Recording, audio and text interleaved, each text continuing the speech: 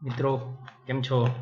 આજે આપણે વાત કરીશું ગુજરાત સરકારે બહાર પાડેલી યોજના આત્મનિર્ભર ગુજરાત યોજના, જેના માટેની સંપૂર્ણ માહિતી તમને મળી રહેશે.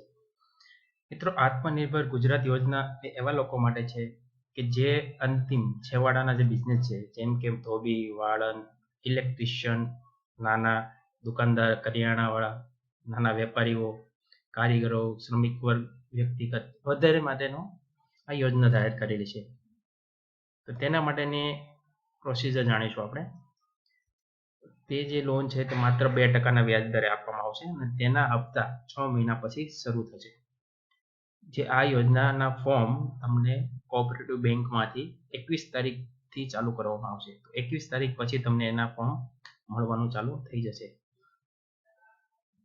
અરજીના ફોર્મ જે સહકારી બેંકો છે, જેમ કોઓપરેટિવ બેંક છે, સહકારી મંડળી છે, જિલ્લાની કોઈ પણ સહકારી મંડળી નાની છે ત્યાં મળી રહેશે તમને.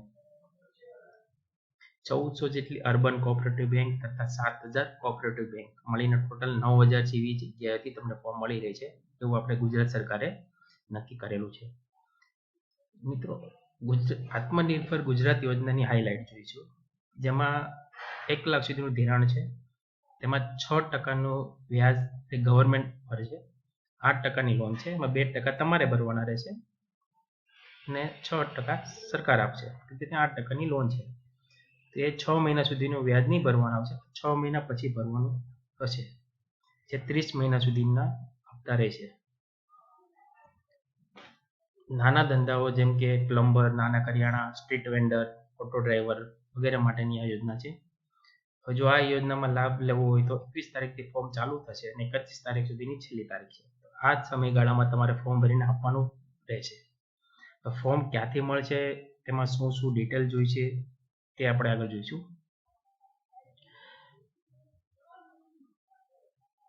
મિત્રો, મંજૂર કરેલી અરજી 15/11/2020 સુધીમાં થશે લોન. જે કંઈ લોન ડિસ્બર્સ થશે તે 15/11/2020 સુધીમાં સંપૂર્ણ પૂરું થશે. અને જેના ફોર્મ તમને આગળ કહ્યું તે પ્રમાણે સહકારી બેંકો, ક્રેડિટ કોઓપરેટિવ બેંકમાંથી મળી રહેશે. તેના માટે કોઈ ફી ચૂકવવાની નથી ફોર્મની કોઈ ફી આપવાની કે નથી કોઈ પ્રોસેસની ફી આપવાની.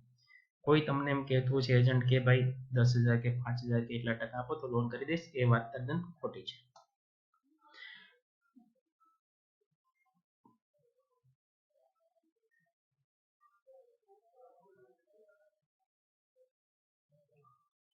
મિત્રો, ચેનલને સબસ્ક્રાઇબ કરો કે જેથી તમને ઉપયોગી માહિતી તમને અપડેટ મળતી રહે છે, કે જે ધંધા માટે, નોકરી માટેની વગેરે માટેની માહિતી આપવા માટે કરીશું. હવે મિત્રો, આત્મનિર્ભર યોજનામાં કયા કયા ડોક્યુમેન્ટ જોઈશે, શું શું ડિટેલ છે તેને વાત કરીશું. તેમાં તમારું ફોર્મ હશે, તે ફોર્મમાં અમુક ડિટેલ હશે, જેમાં પૂરું નામ, ધિરાણની રકમ, સરનામું, કેટલું ભણેલા છો, શું વ્યવસાય કરો છો, આવક કેટલી છે, કુટુંબના સભ્યની સંખ્યા, પોતાની આવક, જાતિ કઈ છે, એસટી, એસસી, ઓપન, જનરલ, પુરુષ, જાતિ સ્ત્રી, જન્મ તારીખ, બેંકની ડિટેલ, જો કોઈ લોન લીધેલી હોય તો તેની વિગતો, 2 જામીનદાર જોઈશે, એક બેનનો જામીનદારના ફોટા જોઈશે, મોબાઈલ નંબર અને ઈમેલ. અરજદારે કઈ રીતનું ડોક્યુમેન્ટ જોઈશે? આધાર કાર્ડની નકલ, રેશન કાર્ડની નકલ, કુટુંબના તમામ સભ્યોને આધાર કાર્ડની નકલ જોઈશે, પાન કાર્ડની નકલ, આવકનું પ્રમાણપત્ર, જાતિનું પ્રમાણપત્ર હોય તો, બંનેના જામીનદારના આધાર કાર્ડ, બંને જામીનદારના પાન કાર્ડ, બંને જામીનદારના રેશન કાર્ડ.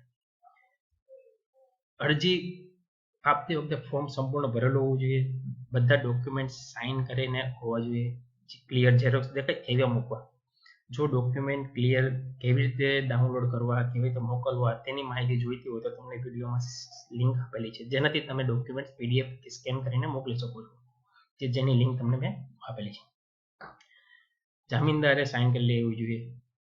જે નિયમો કોઓપરેટિવ બેંક કે સંબંધિત જે કંપની છે ત્યાં જશો ફોર્મ સબમિટ કરવા, તેની સામે સાઇન કરેલી હોવી જોઈએ.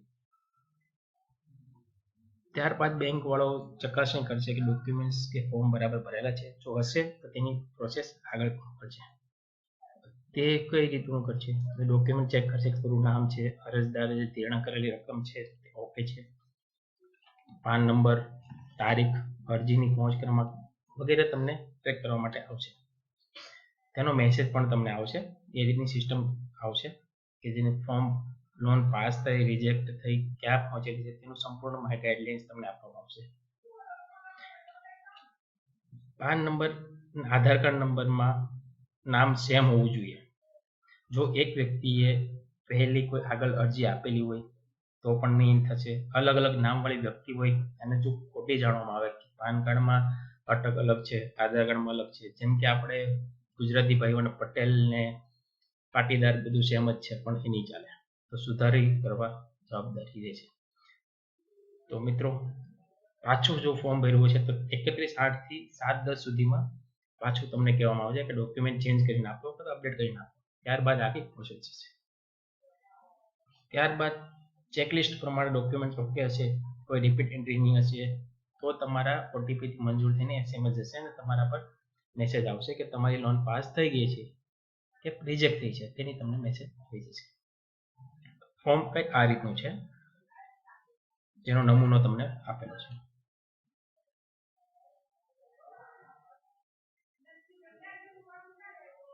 તો મિત્રો, આ હતી આત્મનિર્ભર ગુજરાત સહાય યોજના વિશેની માહિતી. જો તમને માહિતી સારી લાગી હોય તો શેર કરો અને દરેકને જણાવો કે જેથી આ યોજનાનો લાભ દરેક નાના વ્યક્તિ લોકો માટે મળી રહેશે. આ યોજના નાના લોકો માટે છે, પૈસાવાળા લોકો માટે કે મોટા ધંધાવાળા માટે નથી. તેના માટેની અલગ યોજના છે કે જે હું તમને 1 થી 2 દિવસમાં જણાવીશ કે યોજના શું છે, ક્યાંથી મળે છે, કઈ રીતે, એને પૂરી ડિટેલ્સ તમને આપીશ. તો મિત્રો, ચેનલને સબસ્ક્રાઇબ કરો અને લાઈક કરો.